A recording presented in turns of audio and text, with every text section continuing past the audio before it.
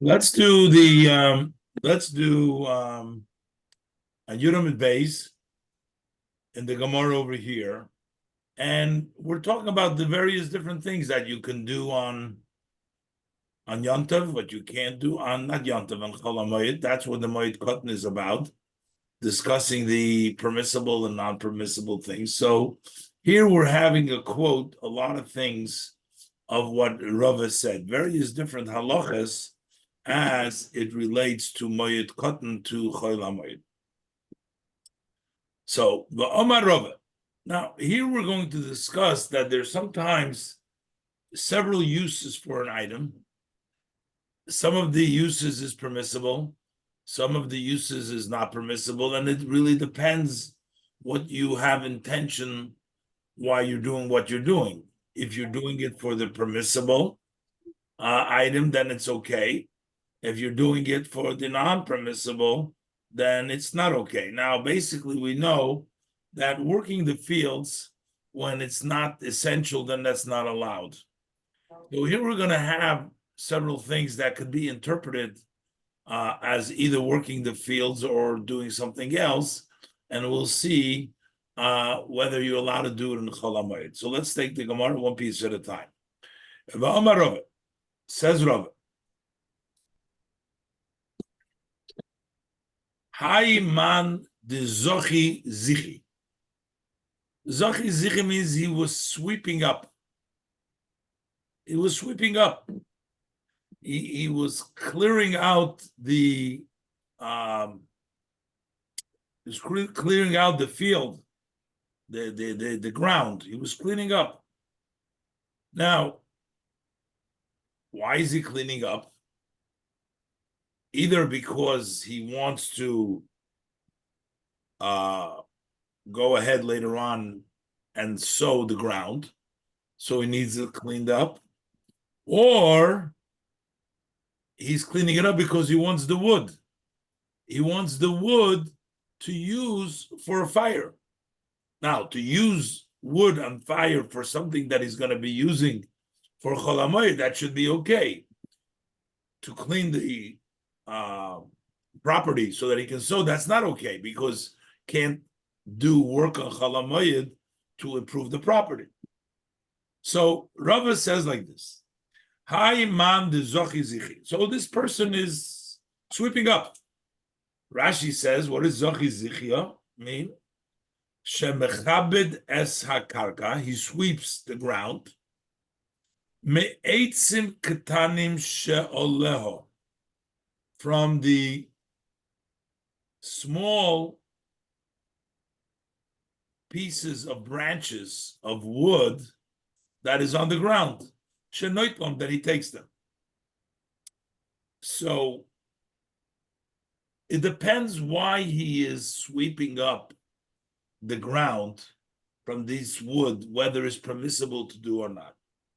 If he does it adaito ditzivi, he has in mind the wood. He's sweeping up the ground because he wants the wood to be used for fire. Then it's shori. That's permissible. As Rashi explains, adaito ditzivi, im likton adaito de eitzim, if you collected in mind for the wood, lahasikon, to burn them, to use them as firewood. And how would we know that? He says, the nokat ravrivi v'shavak zutri, as the Gemara is going to say in a minute. If he takes the big ones and he leaves the small ones, if the person, while cleaning up the ground, takes only the large ones, but leaves the smaller pieces there, that tells us that he wants to use it for firewood. The small pieces are worthless to him, so he's not bothering with that. He takes the bigger pieces. If he takes the big pieces and the small pieces, then we know he's just cleaning up over here because he's making room. He was going to sow the ground later on. You can't do that. But if he's only taking the big pieces, that tells us that what he's really doing here is collecting the wood for firewood, and that is permissible. So again, Zokt Rashi, im likto nadaito, the eights, if you collected, you have in mind for wood, lasikon, to put them on fire for firewood. And how do we know that? The nokat Rav Revi v'shavak zutri. He takes the large pieces and he leaves the small pieces. So then it's permissible. But if he does it adaito da'aro, he does it for the ground. He wants to clean up osim. Then it's prohibited. Adaito da'aro zokt Rashi the lahochi liktom sheroitze lizroya hakarka. We're saying the reason that he is collecting it because he wishes to sow the ground, and that's why shaloket gedolim ukatanim, that he is collecting both the large and the small. So doing that, collecting everything, the large and the small, so that tells us that really that what he's doing over here is cleaning up the backyard or whatever he's cleaning over there. And therefore, These guys got a fire started with only big pieces. I do a lot of fires, and you can't start a fire with big pieces. Okay, that's a very good point. I am going to guess that the Mishnah, the Gemara here, when it says big and small, isn't talking about big and small that we know, like to start a fire, that you need some smaller pieces, and bigger pieces you can't start a fire. I think what we're talking about here, big and small, smaller pieces are just things that you just sweep up to clean up. But even the bigger pieces over here aren't talking about chunks of wood. They're talking about a little bit larger pieces. That would be my guess, that's why that would show, we have to try to imagine when somebody's trying to start a fire, he isn't going to bother with sweeping up the little small tiny pieces. He's really, and even as you say, to get the fire started, but the bigger pieces here are small enough to start a fire. That's my guess, okay, without knowing. Start fires with real small pieces I sweep up. In fact, sawdust is the best stuff. That really goes. But okay. Yeah, okay, you know what? It's hard for me to know exactly. The Gemara thinks that that's not meant. If I think, as you're suggesting, that is used for increasing the fire, then it seems you would be right. Then you would not, it wouldn't look like you're cleaning up. Then it would look like you need for fire. I guess it would really be based upon what's the normal way that people start a fire over there. Do they use these small pieces? That's seemingly that over there they didn't use us for starting a fire, so that's why it doesn't look like it. Looks like what they're doing it for the purpose of cleaning up. Let's see what the Gemara says here again. The Gemara further said, "Hey chidomi." So how are we dealing with over here? Says the Gemara.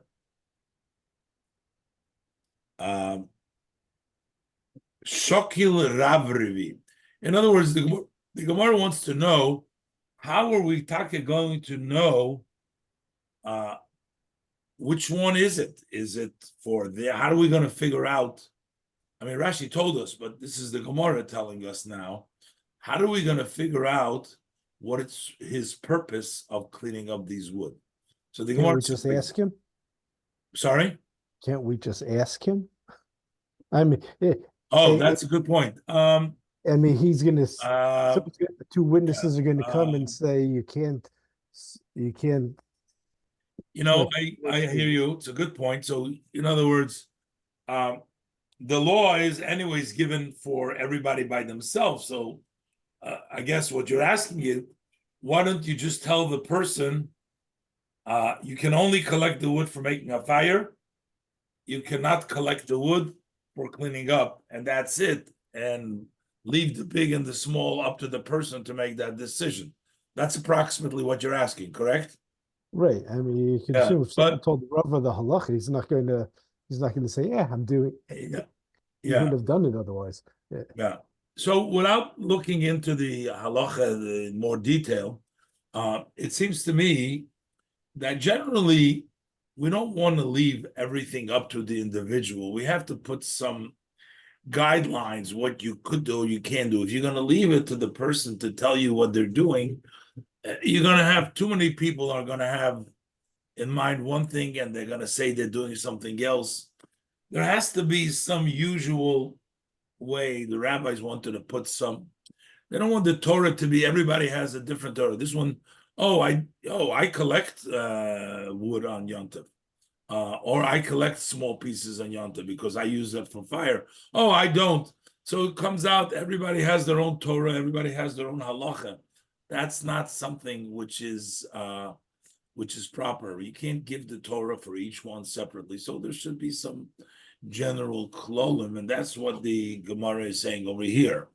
That this is the general, that people have to abide. So even if somebody would want to collect small pieces for a fire, like Ron is suggesting, but if that's not what we do, then he can't do it. The same thing is on the other hand, if the person maybe, I don't know, I would still think it would be prohibitive.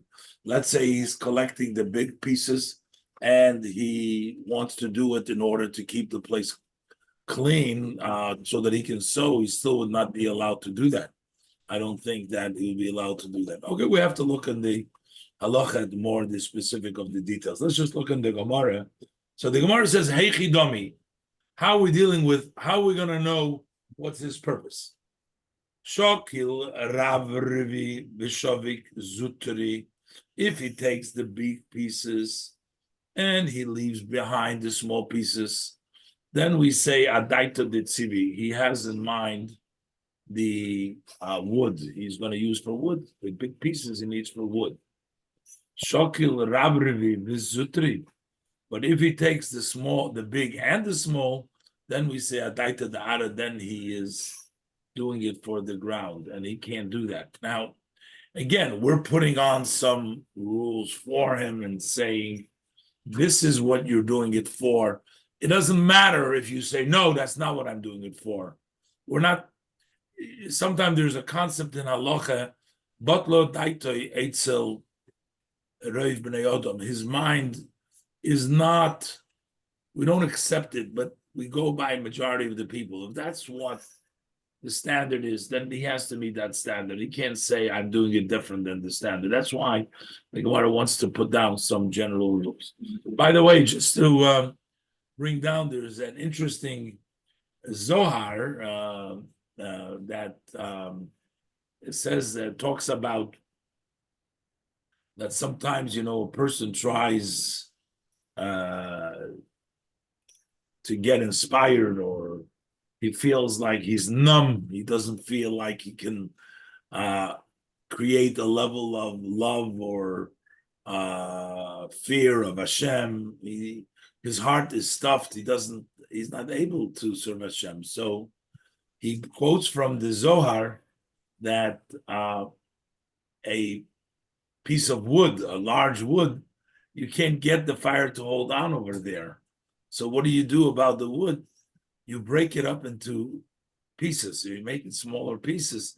You chop it up, and then so in the Zohar and the Tanya discusses that at length is that the way to get the fire of Hashem to ignite in your soul is sometimes by humbling yourself, by chopping yourself up a little bit, to making yourself into pieces and not being arrogant. And that's why sometimes you cannot connect because you're just too a big piece of wood. Your fire can't catch over there. If you want the fire to catch, you got to break it up into small pieces. Anyways, that's just a side point. Okay, now we have another situation.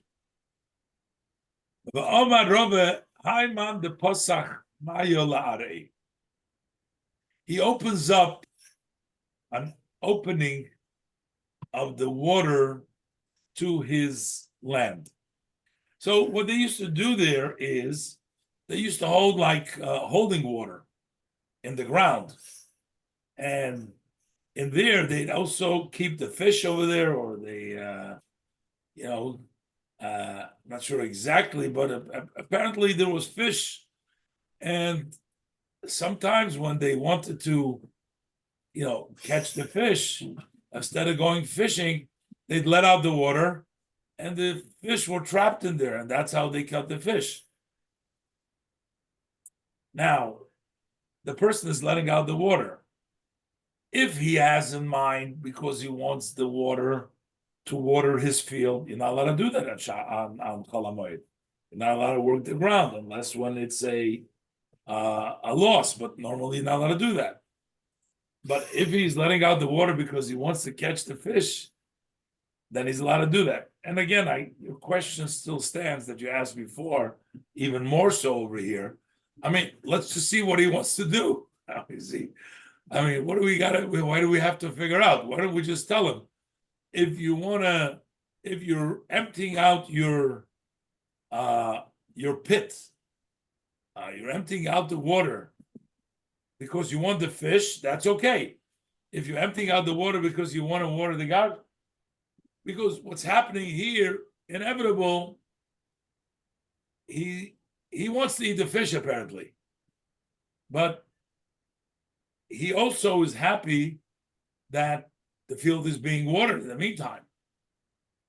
And we want to make sure that what you really want is the fish, not the watering of the ground. Let's see what the Gemara says.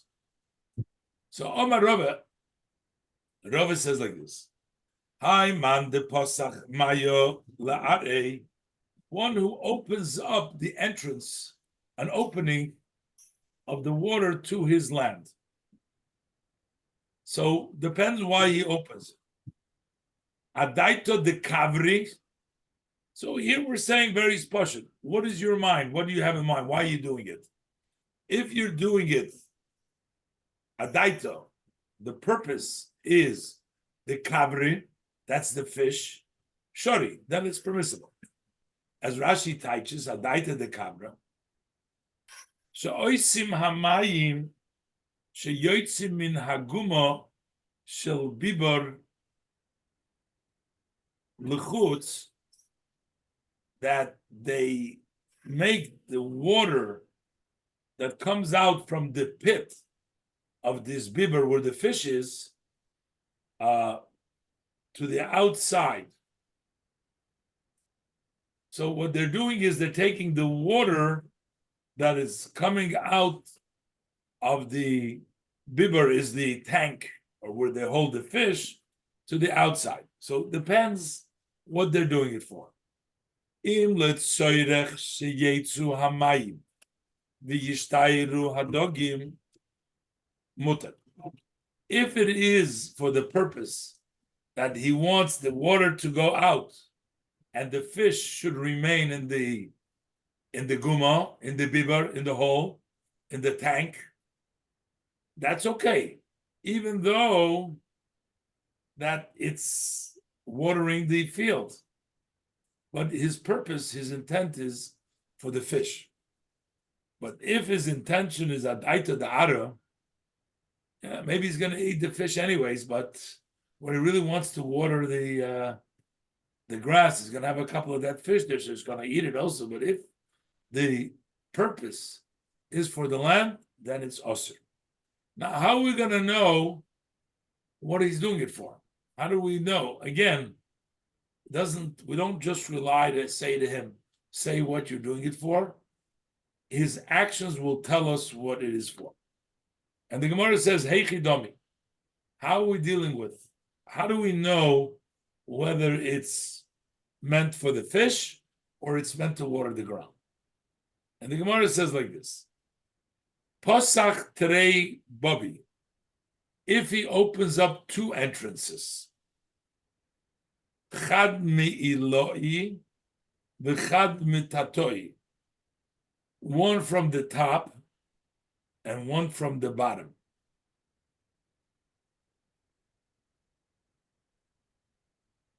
So So then it's adaita de kabri. Rashi, let's see what Rashi explains. That's the intent. If he has two openings, one on the top, one on the bottom, then his intention is the fish. Rashi explains, going the Pasach Terei Babi, he opened two entrances, two places. Chad Shaboy Nichnosim Hamayim Leguma, one where the water comes into the hole. Now, apparently, there's a river next to it, and you make sort of a trench, I guess. In the river, there's fish swimming, and you have a little bit of a trench, you have an entrance, and from there, or maybe inside of there's a hole in the pit over there, so that from the river, the water goes into the hole, and fish go in, v'nichnosim af hadogim l'guma, and then the fish also enter into the guma, into the hole, or even it's over the top. Let's say this doesn't have to be even a river is next on the river bank. It makes a hole over there, and when the river flows over its side, it goes into there, and the fish come in there together with the water. So also the fish enter into the hole. That's one entrance. Then there's another entrance in which the water goes outside of the hole, and the fish remain inside. And then you take him. You take the fish. That's shori, that's permissible. Why? That means that what your intention is for the fish. But what happens if it's Pasach Chad Baba? If you only have opened up one entrance? I guess opened up because maybe it's covered, once the fish has in it, maybe it's covered. So when you open up the entrance, what it means is you open up the cover. So if you open up two entrances, the entrance and the exit, then we say it's for the fish. But if you only open up one entrance, then we say adaita da'ara. That's having in mind for the watering of the ground. Rashi. Da'ara, the Posach Chad Baba, he opened up just one entrance, one doorway. Shaboy nichnosim hamayim leguma.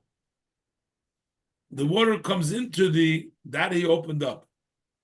But the idoch pesach shaboy yotzim hamayim lechutz lepasach. But the other entrance, or the other exit, the other doorway, which the water goes to the outside, he didn't open up. So he opened up only one where they come in. So then we say adaita da'ara. Then we're saying the purpose is for the land is not to keep because he's not letting out the water to keep the fish. Shahaguma Malayo Mayim, because when the hole fills with water from the top where it comes in, Yotzin Hamayim Lamailo, so then the water goes up over the top. Umashkin Kolasot, and they water the entire field. They go over the top, they flood over, and the Chirhaigam Osur, in that case it's Osur. So that would be in order to water, and that would not be okay. Another situation. The Amar Rava. This is all Rava's cases over here. Further, Rava says, Hai man de poshach diklo. He prunes the palm tree. What happens is you cut away branches, you want it to grow better. So you cut away, you prune it. So he's pruning the dikla. Rashi says, the poshach dikla, shezoimer hadekel min hanofim sheboy. You prune the palm from the branches that are on it. You prune it and you cut it down. It depends again, why are you cutting those branches down? If you're cutting it to make the palm tree grow better, you're not allowed to do it on Chol Hamoed because you're not allowed to plant or make it grow on Chol Hamoed. If you want to feed the branches of the palm tree to the animals, then it's okay. So the Gemara says like this: Adato d'chayuso shori. If you do it, you have in mind because you want to feed the animals, then it's permissible. Rashi says the ruyin lemaichel behema. That is fit for the feed of the animal. And when is that? When do we say that is using for feed? The nokat min ha'nofim de mechad gisa. He's just taking branches of one side. He's taking all the branches on one side. Bein lachim, bein yeveshim, whether they were moist or they were dried out. He doesn't care. He's taking it all. The tzorich machil behema. That he's doing it because he wants to feed the animal. Hainu d'chayusa, that means that it's for the animals. V'shari is permissible. When you prune, you only prune the dry ones, but you leave the moist ones there. And when you prune both sides equally. You get rid of the dry and the both sides. The fact that he's pruning only one side and cutting it off, we're saying that's not for the purpose of the tree. That's for the purpose of giving it to the animals. If he does it adaita de dikla, is that he does it to improve the palm tree by cutting down the two sides equally and only the dry ones, then it will be usher. How are we going to know?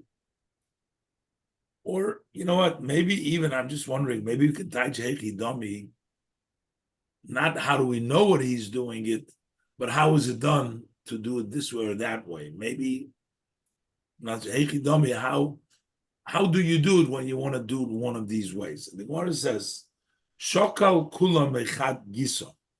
If he takes it all from one side, all meaning what? If he takes it all meaning the dry and the moist ones from one side, then adaito dechayusa, then what he has in mind is for the animals.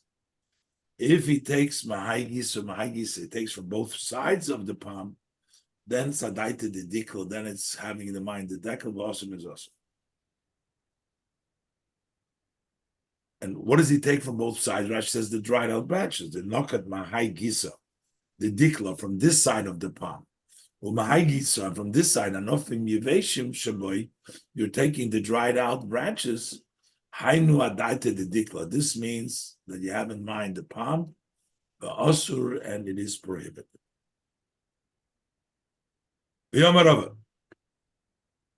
Rava further says, another halacha. Hani tamri toichalmi. These toichalmi dates, meaning not been ripened yet. Hani tamri techalni, Zokt Rashi, Tamorim shaloi nizbashlu called sorkom. Those are dates that have not yet fully been ripened. So, migzerinu, if he's cutting them up, you can't eat them full, but when you cut them, you can eat them. So, migzerinu, to cut them shori is permissible. Cut them in half. Migzerinu zokt Rashi lechoitchon l'shnayim, to cut them into two. U'la'ochlam hochi b'yomtiv, and to eat it such on yomtiv shori. That's permissible. Why? The l'tzoydech yomtiv k'avit. He's doing it for the needs of yomtiv, so that would be okay. However, maitzinu osir. Maitzinu means to squeeze them out for their juice. That's prohibited. What they do is they used to take these dates and they used to press them, and the press would take out the moisture from them, and then they would let it sit. It had dried dates. That's how they would dry the dates. That you're not allowed to do because you're not going to be able to eat it on Yom Tov yet. You're just preparing it for after Yom Tov. So you can't do it on Yom Tov to go ahead and prepare it in that way. Rashi, Maitzinu Osir. Sagt Rashi, Maitzino Osur, it's prohibited lekoivsham b'masoi, to squeeze them with a load. Umoitzi leicha shabahen lechutz, and you take out the moisture on the outside. Hainu osur. That is osur. Well, the problem is if you're not going to do anything with them, nothing's going to happen to them. He said, Rashi says, Sha'ach shov einon nisloim.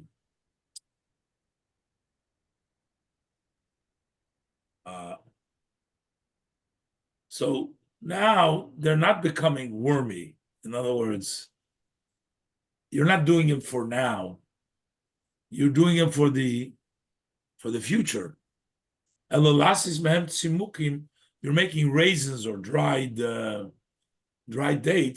lachlam b'choil, to eat in the weekday. Humekamen. That's what he's intending to. Va'osur l'sakin b'yontav ma'achel d'choil. It is prohibited to prepare on Yontav food for the weekday. So by you squeezing them to take out the juice, that it's asur. Because since they're not becoming wormy now, you can't do it. We'll see. There's another opinion. You're preparing for the weekday. But Rav Papa argues, Rav Papa Omar, he says, Kivon de mislai. He says at the end of the day, right now, if you're not going to squeeze them, they will become wormy. So you are now protecting these dates from becoming wormy. Yeah, they're going to become wormy later on, but you're protecting them. Kivon de mislai, ilav de maitzino. If you're not going to squeeze them out, they're going to become wormy. This is like a business that is lost v'shori. We'll see soon. Doing business on Chol HaMoed is only permitted if you're going to incur a loss if you don't do the business, as we'll see. But if you incur a loss, then you're allowed to do the business on Chol HaMoed. That's basically the general heter that people who work on Chol HaMoed is considered to be a dover ha'aved, something that will loss. But in any event,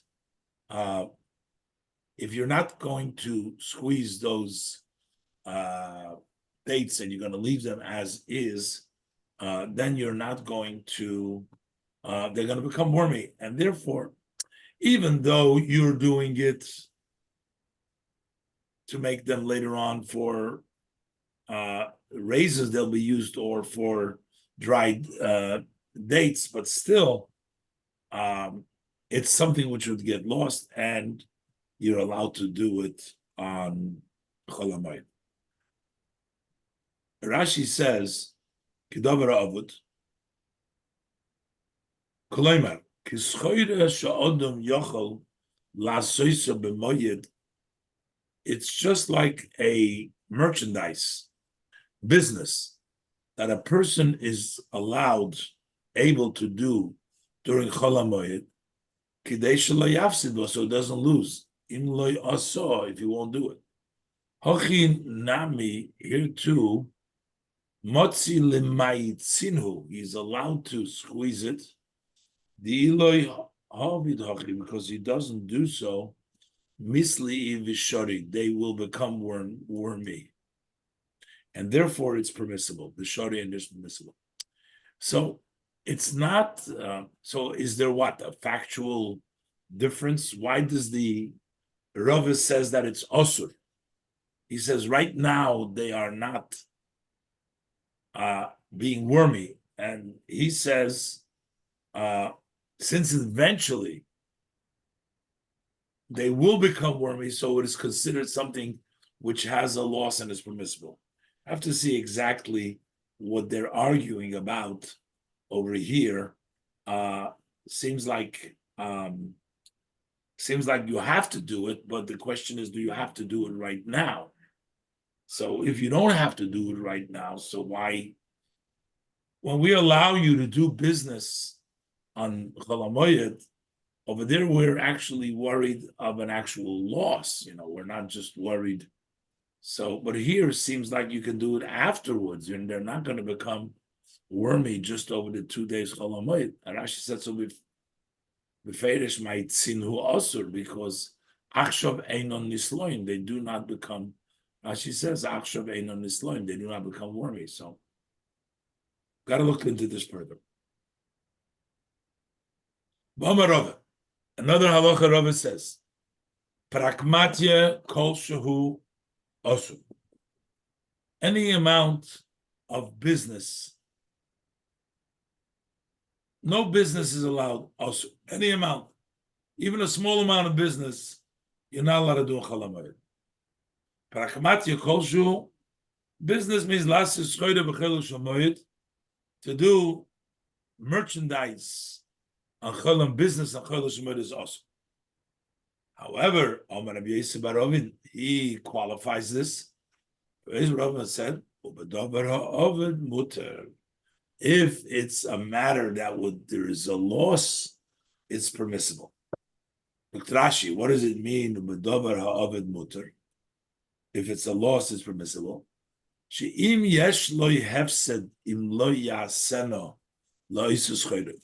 he will have a loss, if he's not going to do that business, so then he is allowed to do so. In other words, if you don't sell it, you're going to have a loss, then you're allowed to do it. But to do business for free without a profit, not to earn asur. I mean, I don't know who we're talking about. That's prohibited. So why would he be doing business? Not to make any money? So he bought the item for $1 and he's selling it for $1. So he ended up losing money. He's doing it for free. That you're not allowed to do. So basically business only to make money. Okay. I guess that's the average normal person is in business to make money, right? So I guess that's why it's allowed. Gemara tells us an interesting story here that Ravina Havalehahu Iska, he had a business, a merchandise, the Havim Mizdaben Bishita Alfi, that would sell for 6,000. So he left it over to sell it after Chol HaMoed. He didn't want to do business Chol HaMoed. The Zavne Betreiser Alfi, and he sold it for 12,000. So he earned another double, another 6,000, because he didn't want to sell them Chol HaMoed. So the Gemara is telling you that if you don't do the business, you might actually end up doing better. The Gemara brings another case. Ravino have a masik zuzi.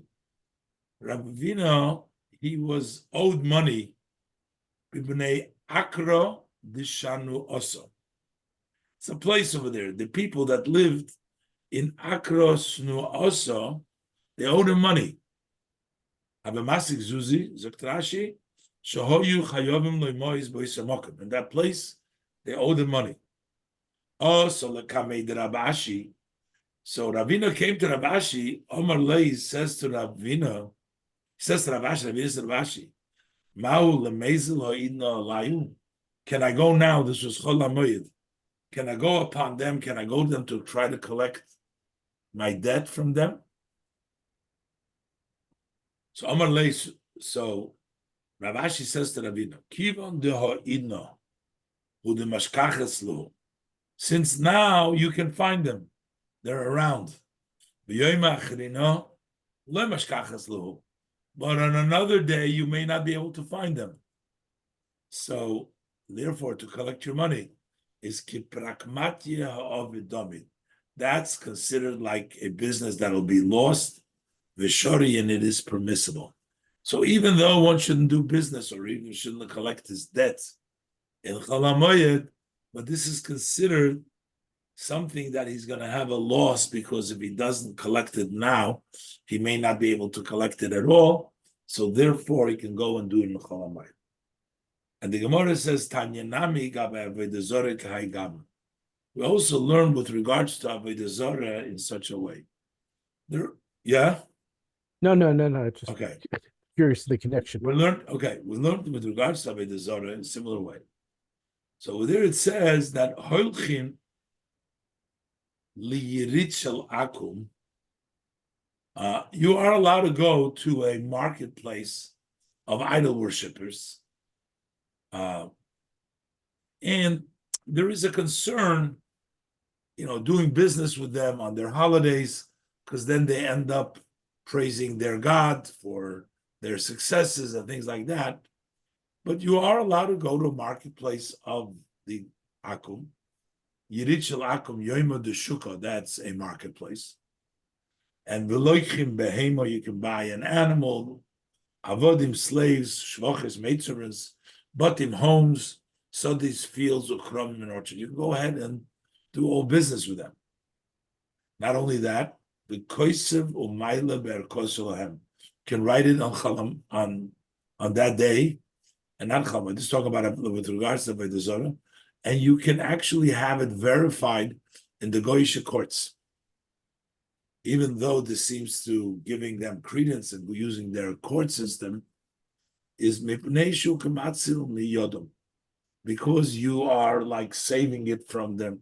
By doing business, taking away, collecting, and buying from them, it's like saving it. So you're allowed to do that. That's considered, it'll get lost. If you don't take it away from them, they'll hold on. So it's a mitzvah, therefore.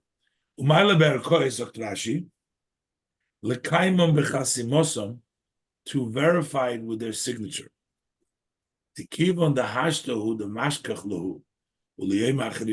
Since now they're around and not another day, that's in the marketplace over there. Shari, that's why it is permissible. It's as if you are saving it from them. Says the Gemara, Rav Shore Lechia Bar Ashi. Rav allowed to Chia Bar Ashi Limigdal Uhuri to weave the net. Uri Zuktrash Sodim Boydogim, that you capture fish with it. You call him Rusha. My timer. Why did he allow it? My said you to. This is considered activity of an ordinary. You don't need a professional. Aval easily is the net to catch the birds. Awesome. Easily is reshtish tzodnim by office. That you capture birds with. My timer. But what's the reason you can't do that? He says, Maisa Umanhu, that's work of a craftsman. So the Gemara, Rav Yehuda, Shore, Le'ame Tanura, Le'migdal Tanura. Those are the people that put together the ovens. He allowed them to build the stove. I mean, they used to build the stove on the place, so right over there.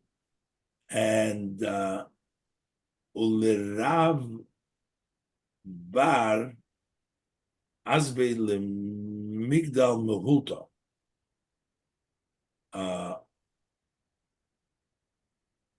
His son, I have to take a look over there. What did he do? All right, let's leave it over here today. At this point, we'll start from this point. I want to look this over a little better.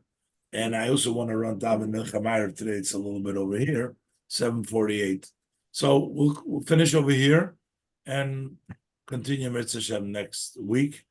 And wish everybody a good night. We should have only good news in Eretz Yisrael and all over the world. We need Hashem's help now more than ever. Thank you, Rabbi. Good to be back. Okay. Amen. Thank you, Rabbi. Thank you. Thank you for joining. Have a good one. Thank you. Bye.